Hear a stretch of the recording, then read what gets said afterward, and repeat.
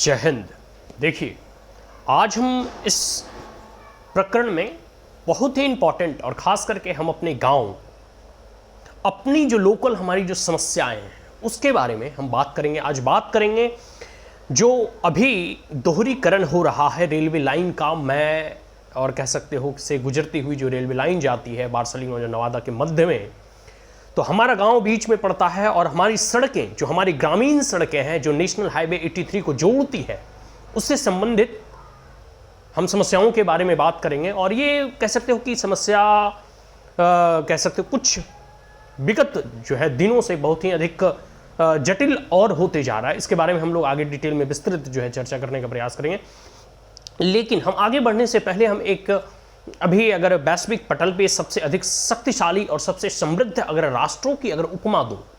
उसका एग्जाम्पल दूं, उसका उदाहरण दूं, तो वह अमेरिका है।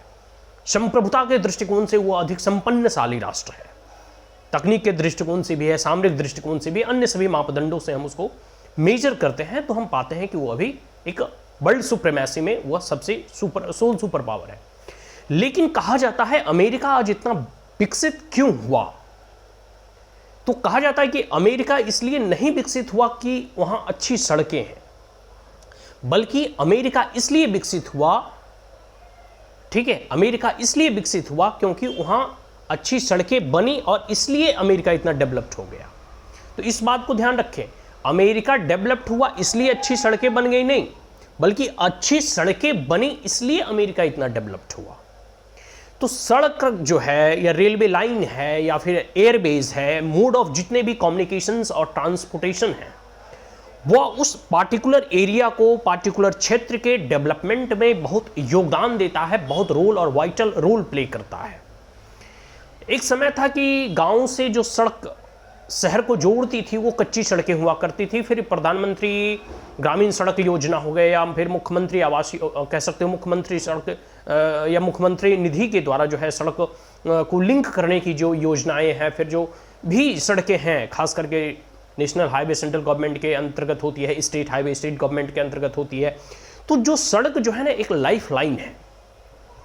जैसे जीवन जीने के लिए ऑक्सीजन की जरूरत पड़ती है, ठीक उसी प्रकार किसी भी क्षेत्र और किसी भी भूगोल के डेवलपमेंट के लिए, उसके विकास के लिए, उसकी उन्नति और प्रगति के लिए अच्छे सड़क मार्ग का होना आवश्यक है, अच्छे रेल मार्ग का और अच्छे यातायात की सुविधा और उपलब्धता आवश्यक है।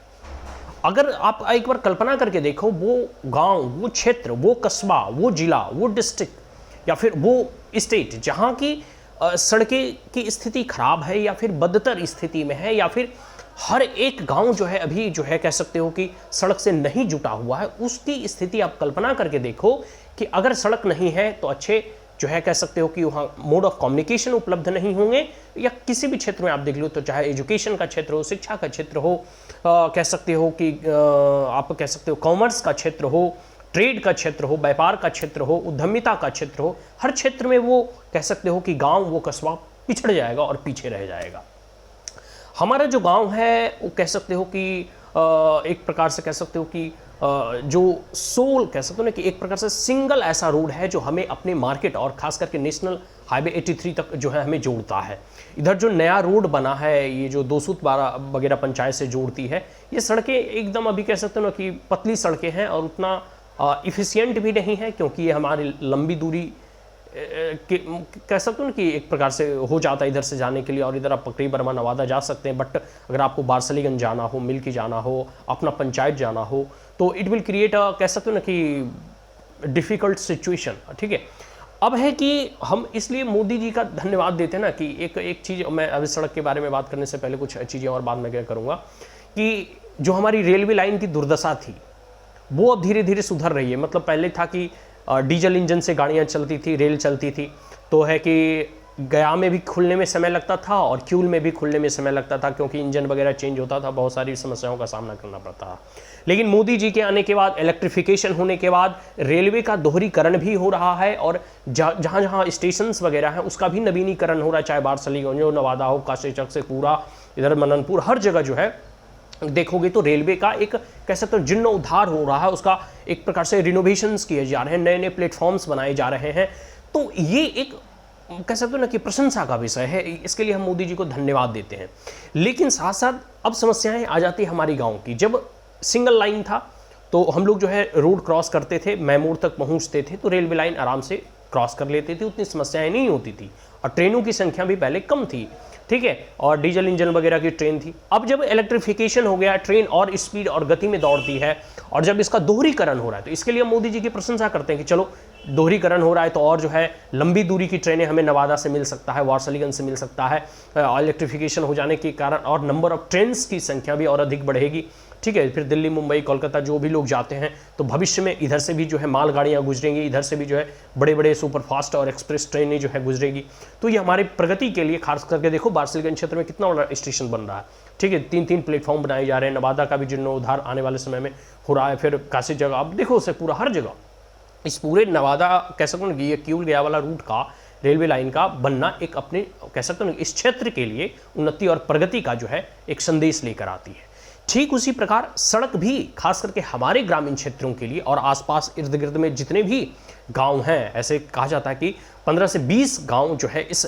जो है रोड से जो है NH83 जो है हमारा बारसलीगंज वाला जो ये नवादा से बारसलीगंज वाला जो रोड है ये जो है जोड़ता है, इसे हमें कनेक्ट करता है। अब दोहरी लाइन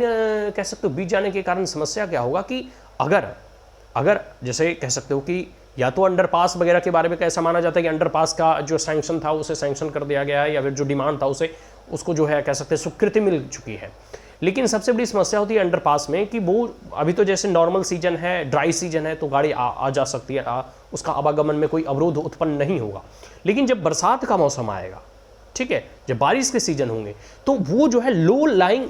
जो है लैंड है, लो लाइंग एरिया है, तो वहाँ से पानी जो है गुजरना प्रारंभ हो जाएगा, पास करने लगेंगे,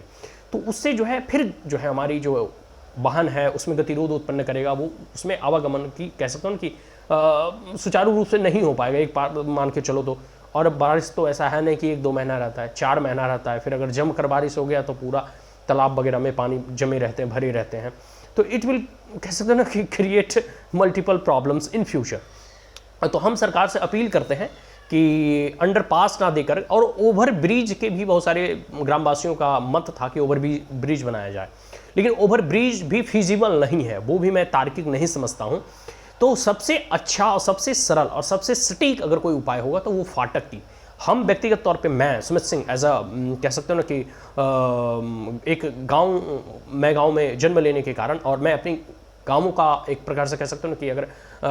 तरफ से अगर मैं कुछ बोलना चाहूँ तो मैं फाटक की डिमांड करता हूँ। वहाँ एक फाटक बनवाया जाए और बाकायदा जो है वहाँ पे कह सकते हो जो भी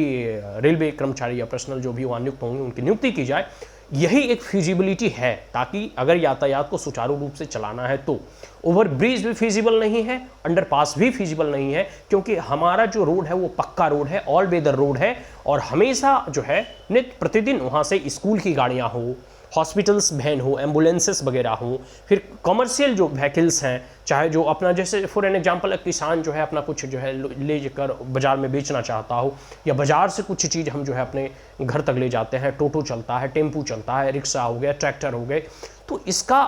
एकदम निरंतरता इसमें बनी रहे। इसमें किसी भी सीजन में, चाहे गर्मी का सीजन हो, ठंड का हो या बारिश का सीजन हो, किसी भी सीजन में कोई अवरोध उत्पन्न ना हो, इसके लिए आवश्यक है कि वहाँ फाटक का निर्माण किया जाए, क्योंकि अंडरपास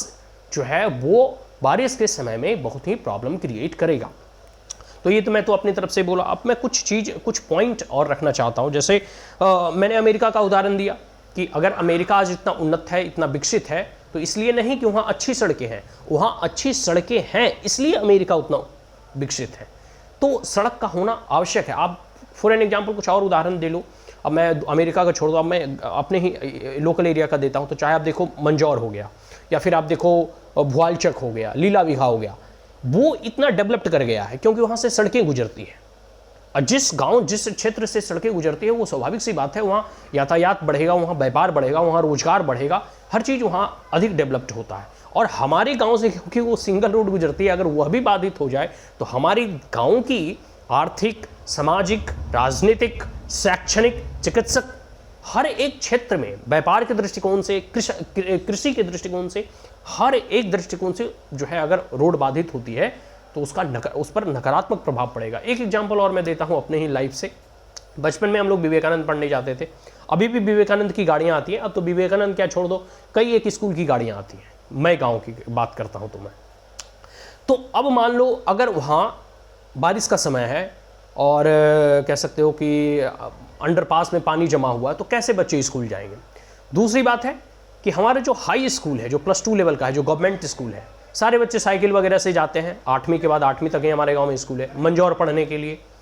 वहाँ जो है समस्या उत्पन्न होगा। हमारा पोस्ट ऑफिस जो है वो मंजौर में है, वहाँ समस्या क्रिएट होगा। फिर जो हमारा चिकित्सक भवन है, जो हमारी पंचायत हाजीपुर पंचायत के जो हम लोग अंतर्गत आते हैं, उसका जो चिकित्सालय है मिल्की में है। फिर देखोगे कृषि भवन हो गया और बहुत सारे ऐसे कम्युनिटी सेंटर है। हमारा हाजीपुर पंचायत का जो भवन है वो भी हाजीपुर पंचायत में है। तो क्योंकि हमारा वो एक मात्र जरिया है यातायात का, और कह सकते हो कि साधन है जिससे कि हम गुजर सकते हैं, जा सकते हैं, तो वो जरूरी है कि वहाँ फाटक का निर्माण ही होना चाहिए। और ये जो रिक्वेस्ट में हमने देखा कि ये जो एप्लीकेशन आया था, तो उसमें भी हमने देखा कि 3 ऑप्शन दिए हुए हैं, एक अंडरपास का, एक फाटक का और एक ओवरब्रिज का।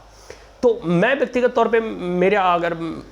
कुछ राय है तो मैं जितने भी एप्लीकेंट्स हैं, चाहे हमारे छोटे चाचा जी हैं आदरणीय अनुज सिंह हैं, फिर हमारे और चाचा जी हैं, कह सकते हो कि बलिराम काका हैं, फिर रोहित भैया हैं, कुंदन वगैरह हमारे मित्र भी हैं, और गांव के अनिल सर वगैरह हो गए, और जितने भी कह सकते हो ना कि अनिल सर या सुनील सर उनका नाम है, और जितने भी ग्रामवासी हैं, मुकेश भैया वगैरह हो गए, और जितने भी लोग वहाँ उपस्थित थे आंदोलन में, तो मैंने सबको वीडियो देख रहा था। तो मैंने पाया कि आप जो है 3 ऑप्शन ना दें, आप अपनी तरफ से एकदम स्पष्टता के साथ यह डिमांड रखें कि भाई हमको वहाँ फाटक ही चाहिए, क्योंकि अगर अंडरपास बनता है तो आगे आपको ही समस्या क्रिएट करना पड़ेगा और हम लोग सभी लोगों को जो है ये समस्या का जो है सामना करना पड़ेगा। तो अंडरपास फीजिबल नहीं है, ओवरब्रिज भी फीजिबल इसलिए नहीं है क्योंकि ओवरब्रिज जब एक बार बन जाता है उसमें लागत अधिक लगती है, और एक प्रकार से कह सकते हो ना कि पूरे के पूरे ओवरब्रिज बनाने में आपको बहुत लंबी चौड़ी जो है वहाँ से सड़कें जो है इधर से इधर करना होगा। और भविष्य में कौन जानता है कि NH हाईवे जो है NH83 उसका और रीडेवलपमेंट के कार्य हो, तो उसमें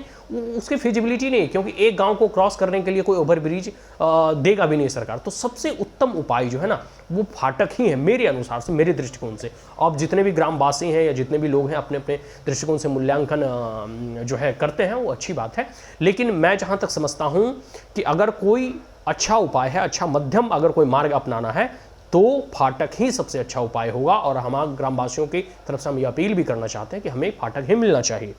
फिर मैंने कहते कि गांव की आपको पता ही है कि 12 से 20 गांव मिलता है, जैसे मैं खैरा, तो ये सभी लोग जानते हैं। सिंपल सी आप जैसे ही रेलवे फाटक मतलब रेलवे क्रॉसिंग पार करोगे आपको जो है एक मुसहरी नज़र आएगी, उसको मतलब केबल बीघा बोलते हैं। अब है कि वो मंजौर पंचायत में पड़ता है, लेकिन रेल के तो इधर ही है ना, मतलब आप कह सकते हो कि पूर्व दिशा में है। अब वो लोग भी ऐसा तो है नहीं कि वो लोग गाड़ी नहीं चलाते, वो रिक्शा ही चलाते हैं, टोटो ही चलाते हैं, टेम्पू चलाते हैं, ट्रैक्टर चलाते हैं, क्रॉस तो उनको भी करना होगा। तो इस प्रकार से फिर आगे बढ़ते हैं। तो मैं खैरा, महादेव मुसहरी है हमारा, हम लोग का गांव की मुसहरी है, फिर और उधर मिल्की वगैरह वो सड़कें जोड़ती है। तो आप देखोगे तो पूरा के पूरा कई एक गाँव जो है उससे फिर इधर कह सकते हो ना कि बहुत सारे गाँव जो है उससे जो है कह सकते हो कि आने वाले समय में उनको समस्या का सामना करना पड़ सकता है। तो ऐसा अप्रॉक्सीमेट मान के चलते हैं कि 12, 15 या 20 गाँव के लोगों को, लगभग 20 से 40 हज़ार की आबादी वाले लोगों को इससे प्रभावित होंगे और इसका नकारात्मक प्रभाव उनके दैनिक जीवन पे पड़ेगा। और इसके बाद हम बात कर लेते हैं कि सबसे बड़ी समस्या पता है क्या है कि only way to connect the Hajipur panchayat, हमारा एकमात्र ऐसा जो है ये सड़क मार्ग है जिससे कि हम हाजीपुर पंचायत को कनेक्ट कर पाते हैं। और जितने भी हमारे कार्य हैं पंचायत से रिलेटेड हो, जितने भी कार्य हैं पोस्ट ऑफिस से रिलेटेड हो, जितने भी हाई स्कूल के विद्यार्थी हो या फिर जो भी बारसलीगंज नवादा वगैरह पढ़ने जाते हो, एक ही मार्ग है कि जो इससे जाएंगे। और जैसे हमारे चाचा आदरणीय अनु सिंह जी ने बहुत ही स्पष्ट तरीके से कहा कि मान लो कोई प्रेग्नेंट लेडी रहती है, किसी का प्रसव हो रहा है या फिर कोई गर्भवती है और या फिर फॉर एन एग्जांपल आप उसको थोड़ा कुछ देर के लिए उसको हटा भी देते हैं। मान लो किसी का कोई माइनर या मेजर एक्सीडेंट हो जाता है, कोई दुर्घटना घट जाती है, उस स्थिति में एकमात्र ऐसा सड़क है जो हम वहाँ तक पहुँचेंगे, या एकमात्र ऐसी सड़क है जिससे कि एम्बुलेंस को लाया जा सकता है। हमको एक बातें और याद है कि एक समय था कि हमारी भांजी वगैरह पड़ती थी बारसलीगंज में, तो गांव से गाड़ी जाती थी और हुआ यह कि ट्रेन आने वाली थी और ट्रेन आने वाली थी तो उसने क्या किया कि मतलब जल्दी जल्दी फिर बच्चों को उतारा और जल्दी जल्दी ढकेल कर जो है अपनी गाड़ी को वहाँ से पार करता है। तो मैं अभी भी बात करता हूँ कि अगर अंडरपास भी बन जाएगा तो लोग फिर भी ऊपर से ही क्रॉस करने का प्रयास करेंगे, अंडरपास नीचे जाकर जो है लोग उतना क्रॉस नहीं करेंगे, और यह जो है आने वाले लोगों के जो है जान माल का इससे नुकसान होगा, क्योंकि लोग सोचेंगे जो अब जैसे जो रेगुलर जाते आते रहे हैं ऊपर से, वो तो यही सोचेंगे भाई ऊपर से ऊपर ही चले जाते हैं, कौन अभी ट्रेन आने वाली है, और it may lead to accident in future. ये भविष्य में खतरा और इससे एक्सीडेंट होगा, क्योंकि ट्रेन का नंबर ऑफ ट्रेन बढ़ेंगे, दोहरीकरण हो जाएगा, इलेक्ट्रिफिकेशन ऑलरेडी हो चुका है, लंबी दूरी की सुपरफास्ट और एक्सप्रेस ट्रेनें जो है चलाई जाएगी, तो इससे नंबर ऑफ एक्सीडेंट और कैजुअलिटीज़ बढ़ने के चांसेस हैं। तो अगर फाटक नहीं रहता है तो जो लोगों की हैबिट है, देखो हैबिट्स ठीक है ना, बहुत जो आदतें होती है ना, हम बचपन से जैसे ऊपर से आते रहे हैं तो अंडरपास से होकर गुजरना ये अपने आप में एक कम्बरसम प्रोसेस होगा। माइंड उतना जो है उस वक्त इंस्टेंटली डिसीजन यही लेता है, अरे चलो ऊपर से चल जाते हैं, क्या होगा देखेंगे, ठीक है। और मान लेते हैं उस वक्त खुदा ना खासा ऐसा किसी के साथ दुर्घटना घट जाती है, कोई सुपरफास्ट ट्रेनें गुजर रही हैं, कोई एक्सप्रेस ट्रेनें गुजर रही हैं, तो इट में लीड टू एक्सीडेंट, हम स्पष्ट रूप से कहते हैं। तो वहाँ फाटक की होना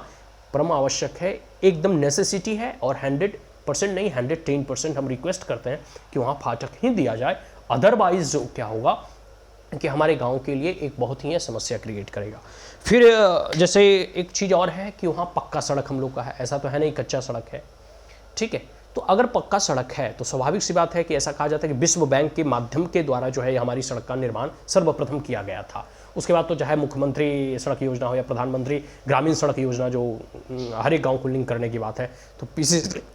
PCC ढलैया वगैरह आप तो देखो उधर मुतालिब से भी आगे उधर 200 पंचायत तक मिला दिया है। तो अगर ये टेंडर इशू किया गया है और वो भी राज्य सरकार के द्वारा या केंद्र सरकार के द्वारा या विश्व बैंक संस्था भी अगर फंड देती है, तो वो राज्य या केंद्र सरकार की अनुमति के द्वारा ही, अनुमोदन के द्वारा ही कोई कार्य होते हैं। तो ये ऑलरेडी गवर्नमेंट के द्वारा ऑथराइज्ड है, ऐसा नहीं है कि इलीगली कंस्ट्रक्ट किया गया है, सैकड़ों सालों से चला आ रहा है। सड़क जो है ये मार्ग जो है सैकड़ों सालों से चला आ रहा है।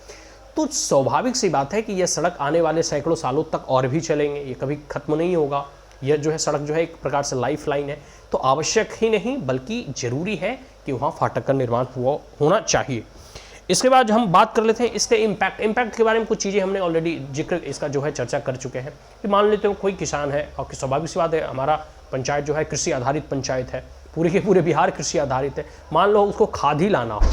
फॉर एन एग्जाम्पल खाद लाना है खेती बाड़ी में छींटने के लिए, बीज लाना है, या फिर अपना जो फसल हो जाता है धान गेहूँ उसको कहीं बेचना है,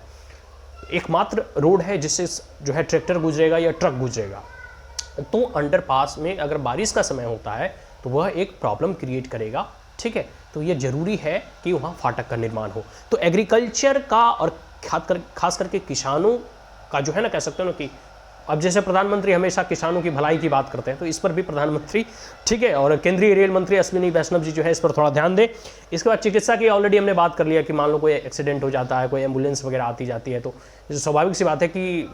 एकदम जो है हमारा सड़क जो है अच्छा होना चाहिए और पूरे के पूरे अवरोध रहित होना चाहिए, कह सकते हैं कि गतिरोध रहित होना चाहिए, ताकि हम आसानी से अपने पेशेंट्स को, अपने प्रसव स्त्रियों को या फिर अपनी माताएं और बहनों को जो है हम हॉस्पिटल तक उपचार हेतु जो है ले जा सकें, ठीक है, किसी भी प्रकार का जो है प्रॉब्लम फेस ना करना पड़े। फिर हमने शिक्षा के बारे में बात कहीं दिया कि 10+2 का स्कूल मंजौर में है। फिर बहुत सारे विद्यार्थी जो है अब बारसलीगंज नवादा पढ़ने के लिए जाते हैं, तो किसी भी प्रकार का माइनर या मेजर भविष्य में विद्यार्थियों के जीवन में खास करके जो है कोई ऑब्स्टेकल्स क्रिएट ना हो, कोई गतिरोध क्रिएट ना हो, उनकी एजुकेशन शिक्षा दीक्षा सुव्यवस्थित तरीके से हो सके, इसके लिए लाइफ लाइन जो हमारा रोड है उसका होना आवश्यक है। और यह जो है कह सकते हो कि क्योंकि बच्चे, पता है ना, बच्चे ही होते हैं, आप कतरों उसको अंडरपास बना दो ना, वो कहेंगे अरे ऊपर से आते जाते हैं ऊपर से निकल जाएंगे, ठीक है, हम ये देखे हैं, बच्चों की प्रवृत्ति होती है, ठीक है। तो हम कहते हैं कि हैबिचुअल चेंज इतना आसानी से नहीं आएगा, तो इसलिए ज़रूरी है कि फाटक का ही निर्माण हो। फिर व्यवसाय के बारे में हमने बात ही कर लिया। अब छोटे मोटे ही उद्योग धंधा गांव में चलते हैं, बहुत बड़ा तो उद्योग धंधा होता नहीं है, लेकिन फिर भी भविष्य की संभावनाओं को कोई नकार नहीं सकता। भविष्य में कोई मान लो कोई उद्योग धंधे लगते हैं, कोई फैक्ट्री लगते हैं, तो इसलिए फाटक जरूरी है। और अभी ही अगर आंदोलन लोग करेंगे, अपनी आवाज़ों, अपनी मांगों, अपनी डिमांडों को जो है ऊपर तक पहुंचाएंगे, तभी ये चीज़ें संभव हो पाएगी, ठीक है। तो ये चीज़ें हो गया। व्यवसाय के तौर पे भी हम देख सकते हैं कि मान लो भविष्य में कोई अगर बड़ा फैक्ट्री या इंडस्ट्री वहाँ इस्टेब्लिश होती है या खुलती है, या किसान जो है स्वयं का भी रोजगार अगर खोलते हैं तो अपने उत्पादन, अपने माल, अपनी सब्जियों को बेचने के लिए जो है यह जरूरी है कि कमर्शियल पर्सपेक्टिव के दृष्टिकोण से भी अगर देखें, इकोनॉमिक एंगल से भी देखें, तो रोड और फाटक का होना आवश्यक है। Underpass is not a feasible solution. अब हम बात कर लेते हैं कह सकते हो कि आवागमन के बारे में। तो आपको तो मैंने बता ही दिया कि अगर मान लेते हैं कि मतलब आप मान के चलो ना कि आपको अगर एक पिंजड़े में बंद कर दिया जाए तो आपका जीवन कैसा होगा। तो हम भारत सरकार से और रेल मंत्रालय से यह अपील करना चाहते हैं कि हमारी जो मांगे हैं, ये जो 3 ऑप्शन है, ये 3 ऑप्शन पे हम बिलीव नहीं करते। सिंगल ऑप्शन है भाई, फाटक का निर्माण होना चाहिए और फाटक की डिमांड हम लोग करते हैं। फिर मंजौर वगैरह के बारे में हमने जिक्र कर ही लिया कि केवल बीघा पड़ता है, एक मुसहरी है, लेकिन वो मंजौर पंचायत में है, तो इसका इम्पैक्ट उसके ऊपर भी पड़ेगा। चुलाई बीघा वगैरह की जो है सड़कें जो बाधित होती है, वो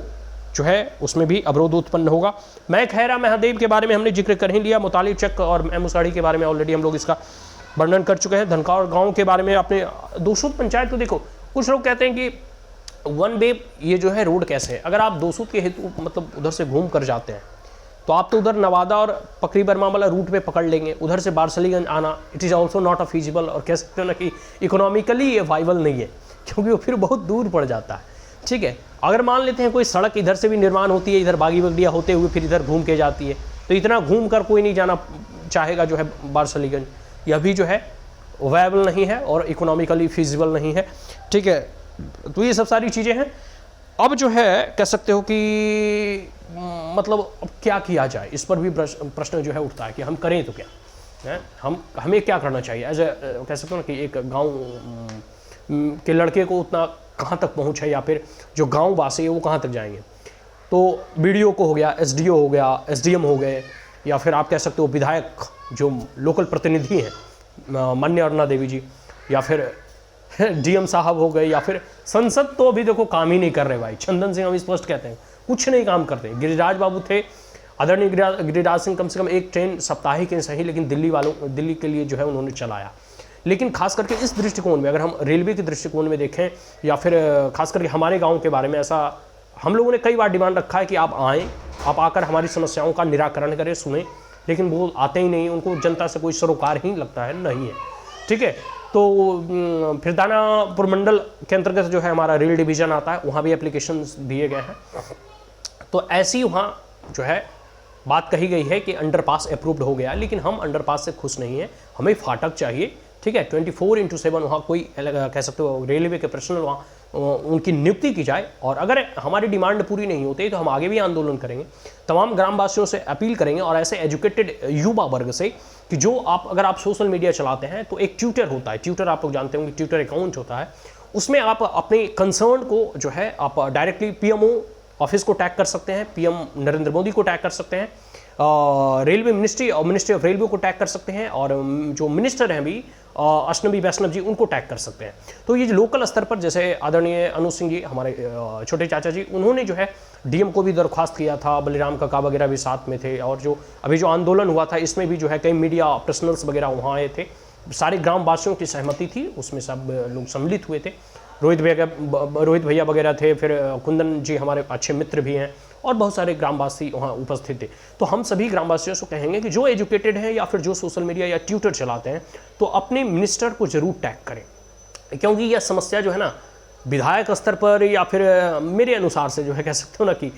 उतना जागरूक संसद भी नहीं है। तो इन दोनों स्तर पर मुझे नहीं लगता कि ये कामयाबी हमें मिल पाएगी, क्योंकि मैं जैसा देख रहा हूँ कि अगर ये लोग थोड़े भी चिंतित होते तो एक बार भी बिहार विधानसभा में जो है अरुणा देवी इस मुद्दे को लेकर जो है आवाज़ उठाती, लेकिन एक बार भी नहीं उठाया गया है। चंदन सिंह भी एक बार भी जो है कह सकते हो ना कि लोकसभा में इस मुद्दों को जो है नहीं उठाए हैं। खैर वो तो कोई भी मुद्दा नवादा का उठाया ही नहीं आज तक। ठीक है, तो यही एकमात्र है कि आप अपनी आवाज़ को, आप अपने कंसर्न को, आप अपनी मांगों को जो है कह सकते हो कि केंद्र के स्तर पर ट्विटर एक माध्यम है, आप वहाँ तक पहुँचाएं। मैं जहाँ तक मेरी बात है, मैं कह सकते हो बीजेपी से भी जुड़ा हुआ हूँ, और इसके लिए हम प्रधानमंत्री नरेंद्र मोदी की हमेशा प्रशंसा करते हैं कि बारसलीगंज क्षेत्र का या फिर पूरे के पूरे ये किऊल और गया का जो ये रेलवे लाइन है, इसका इलेक्ट्रिफिकेशन होना, इसका दोहरीकरण होना, और नए नए रेलवे स्टेशंस का निर्माण होना, नए नए प्लेटफॉर्म्स का निर्माण होना, ये एक प्रशंसा का विषय है, ये एक अच्छा विषय है। हम इसकी प्रशंसा जितनी भी करें वो कम है, इससे हमारे पूरे क्षेत्र का डेवलपमेंट होगा। लेकिन इसके साथ साथ हम यह भी चाहेंगे कि क्योंकि हम एक गाँव से बिलोंग करते हैं और मैं हमारा गाँव है, खैरा हमारा गाँव है, हाजीपुर पंचायत के हम निवासी हैं, तो इसलिए ये स्वाभाविक है कि हमारी जो एकमात्र